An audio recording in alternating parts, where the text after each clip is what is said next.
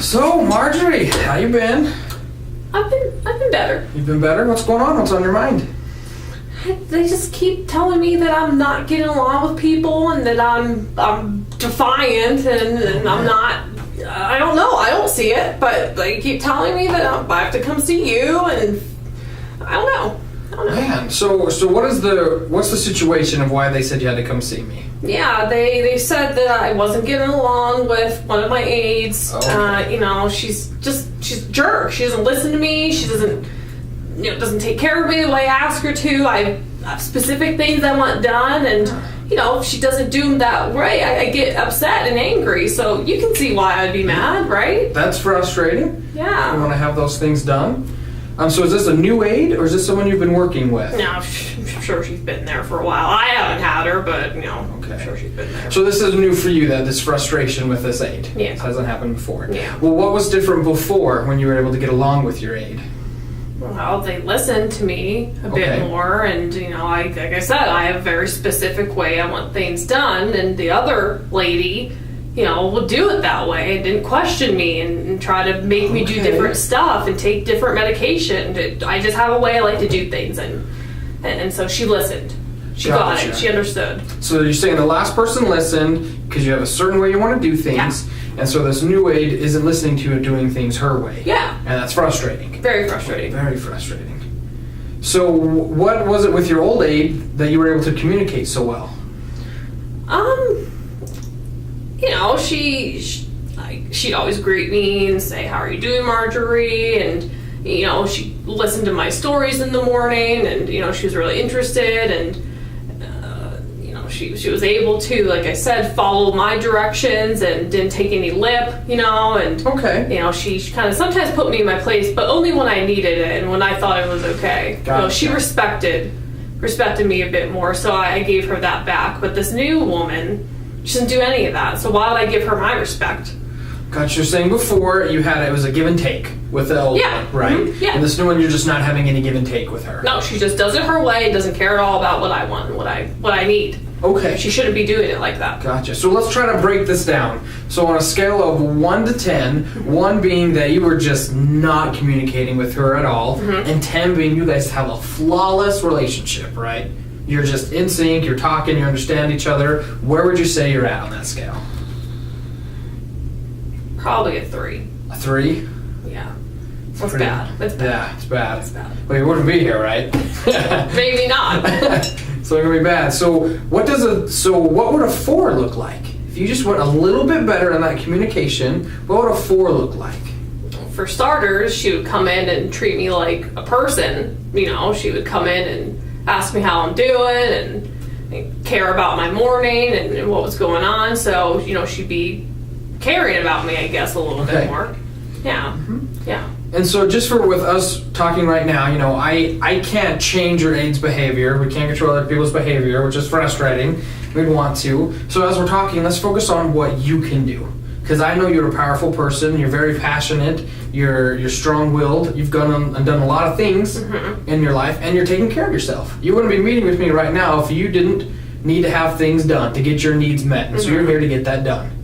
So I have full confidence that you're going to be able to work this out. Okay. So let's look at it then from a 3 to a 4 in communication. How does that communication look like for you? So what I need to do? How are you going to break down those walls? How are you going to make it so that you two are communicating from a 3 to a 4?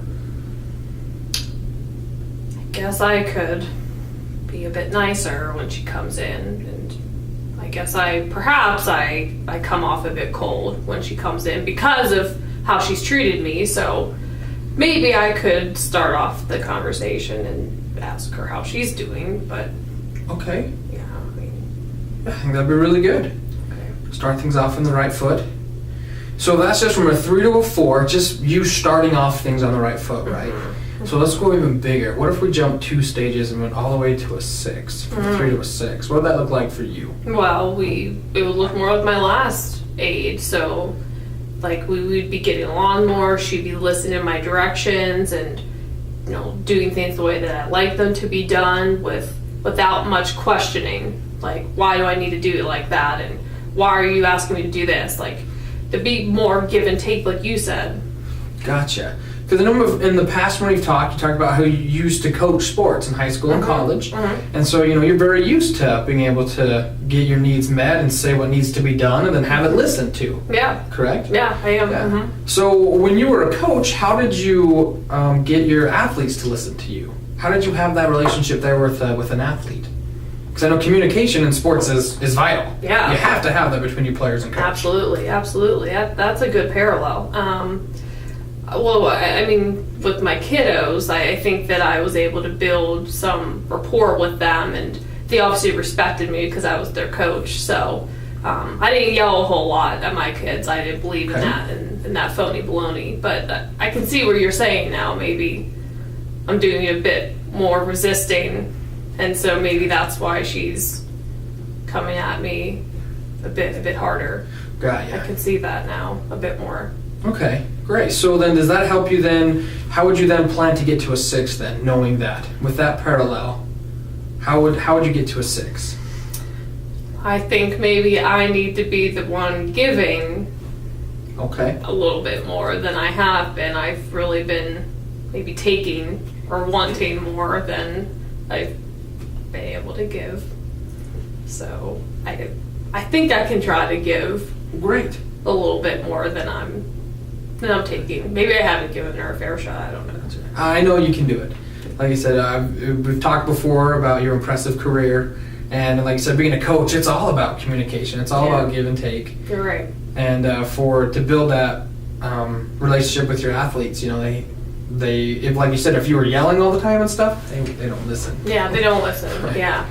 And it all comes with you. And so I think you're on the right track. We started off, at a 3. You said just to get to a 4, it's as simple as you starting off the conversation right on the right foot. Mm-hmm. And then getting all the way to a 6, you talked about how you want to give her a fair chance, that you don't want to yell anymore. Mm-hmm. You want to kind of treat her more like you would an athlete, because that's what that's your bread and butter, correct? Right. Yeah. Right. And I think we know that sports and team and coaches, those things relate to regular relationships as well. Yeah. And I think you have that skill that you're going to be able to do that. Yeah. So let's just say you nail this like we know you're going to do. So you're going to get all the way from a 3 to a 10. What's that 10 like now with that aid? Oh, that 10 is we're both communicating well. Maybe, she's listening to me and I'm also interested in what she has to say. She's respecting the way that I want things done, and we're both appreciative of what we're doing, and she takes the time to listen, and maybe then I also take the time to listen to her. So it would be maybe closer to a friendship I would almost have with my aide. That's what I have with my last one. Cool. I always felt like she was a friend to me, and this one I don't even want to see her face. Gotcha. Pretty bad. Yeah. Yeah. Well, I'm with you. I think it's a lot nicer to have a friend than someone you don't even want to look at. Yeah. That's just miserable. Day in, day out. So, I think you're on the right track here. I completely do. You're going to start off by starting off the conversations on the right foot. Mm-hmm. We're going to talk about not yelling so much, Yeah. and then a lot more give and take. And you're going to work towards a positive friendship, relationship with your aide. Yeah. And it'll be good. Yeah. Okay, I'm going to check the time, CJ. I have no idea where. Are you kidding me? It's only been 9 minutes. Wait. Want time out? Yeah.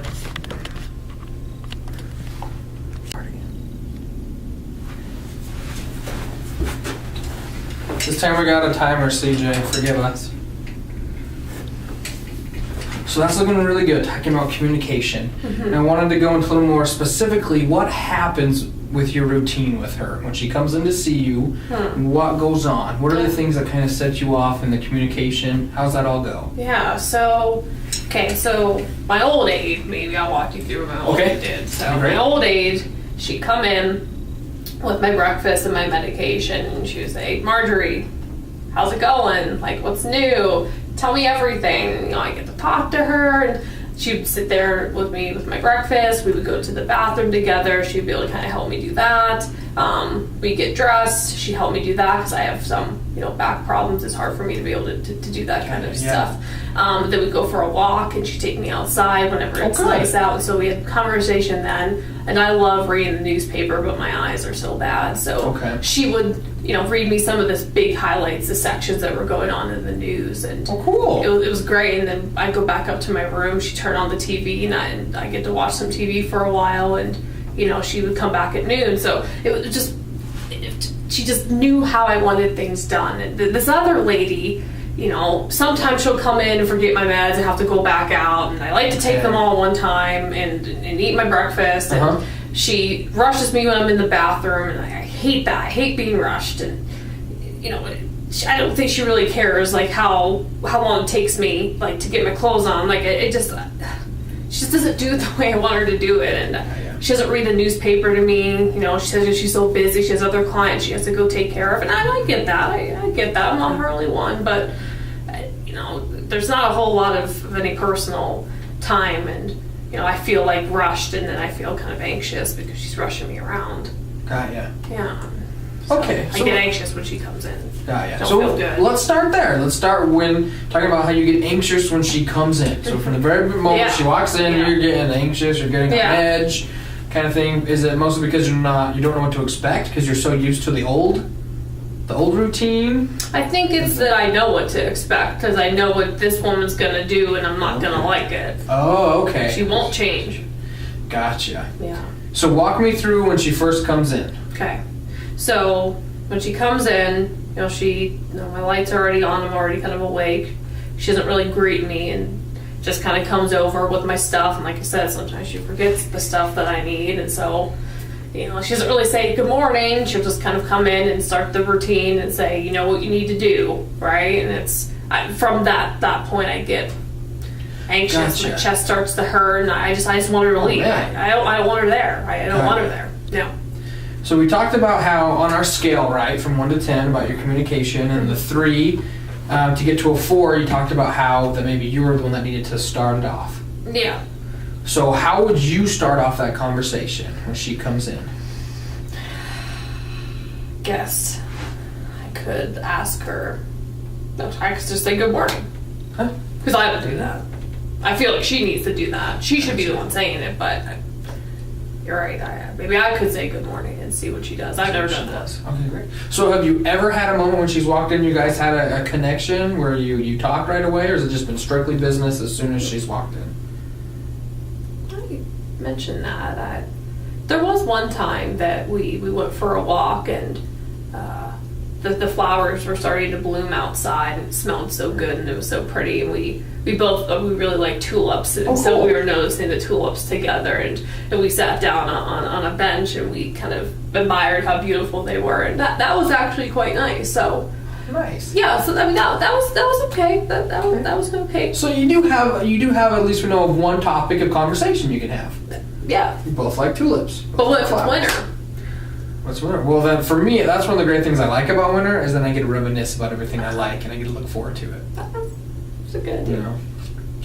And so then maybe you could start off, then asking her, hey, do you have any plans for a garden this year when the spring comes, or something like that. But but that's what I would say. What would you say?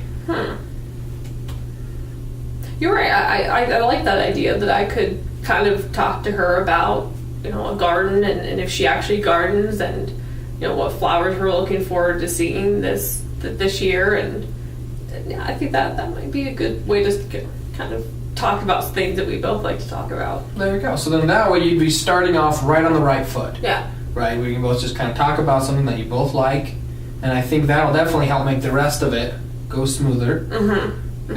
So let's move on. So we know that to get to that forward, you're going to start off on the right conversation, on the right foot. Yeah, I'll try that. Talk about something you both know. You both like tulips and flowers. Oh, yes. And then you go from that to feeding, I believe. Or to eating, I should say.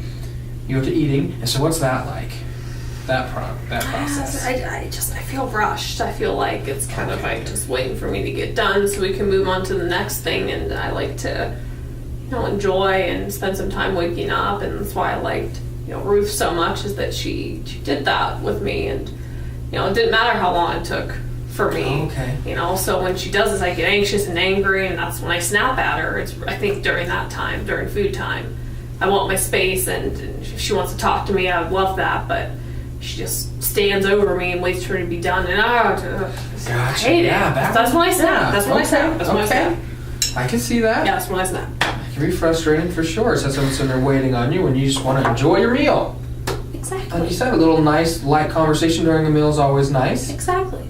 As opposed to just being waited on. Being rushed. Being rushed, exactly. I, for one, obviously, fat kid, chubby kid, love a good meal. Love to take my time. You understand wanting to get it. Spend time eating. You get it. So how can we make your meal more enjoyable? What can you do to make that meal more enjoyable for you? I mean, if she would leave, that would be great. So maybe she could go do something else during that time and come back, give me 30 minutes, or maybe that's too long, but give me some time. Okay. Give me some time, she can go, and then she can come back, so she can go do paperwork or whatever those aides do, and then she can come back and grab me whenever I'm ready. So, I mean, maybe I would stop feeling so anxious if she did that. She wasn't just waiting over me and staring at me. Right. Because she doesn't want to talk to me, so, I mean, unless she wants to, start talking to me, then that might change it. I like that idea, because she's not required to sit there and watch you eat, right? No. You're fine. Yeah. I mean, Ruth would leave sometimes, right? Because she'd have other things, if there was an emergency, she'd have to go, and I understood that. So, I mean, I would like that if she chose not to just hover over me. Right, get down. Right. Yeah, You just want her in the meal. And what you've told me about her so far, we know that she's very goal-oriented and task-oriented herself. She wants to get in and do this and do this and do this. So I think there's a great way you guys can compromise here. And I think you already said it. So how are you going to help her reach that compromise with you? Of you being able to enjoy your meal and her being able to get things done? What are you going to do?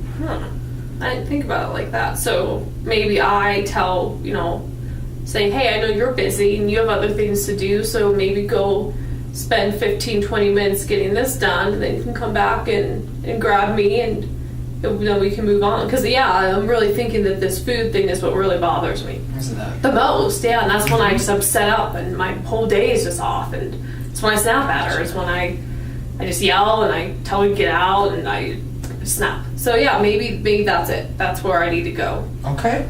Great. So how are you going to approach her with this? Because we both know, you were a coach, how you present something to a player is how they're going to take it and how they're going to respond. So what's the best way do you feel you're going to approach her with this? Like you said, not yelling, right? Like I usually do. I yell, and then we both get upset, and that's why I'm here. So I can't yell. I guess that's not the solution. So, I just ask. I just say, and relate to her. Very good. Like, hey, I get it, you're busy and you have other things you need to do, and so maybe if you take that time to go get something done that you need to do, I can get my stuff done the way I want it to be done. There you go. I think that'll work great. That sounds very reasonable. And that way she can come back and you weren't frustrated. So I think that's going to help progress that scale a lot. Because you said that's your big one. That's the big frustration starts off there. So to review real quick, we're at a 3. We want to get to a 10. And you talked about how starting off on the right foot, and you're going to do that by greeting her. Greeting her, and she comes in and trying to get the move right then. Perfect. And then asking her to step out and let me eat by myself. And how far up the scale do you think that's going to, just fixing that right there, how far do you think that's going to put you?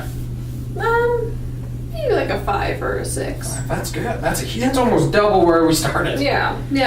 I mean, I would really appreciate it if she could change that part about what she's doing, and I can change a little bit of what I'm doing. I think that's reasonable. Sounds great. It's 10 minutes. That was easy. That was good. Yeah, that was really good.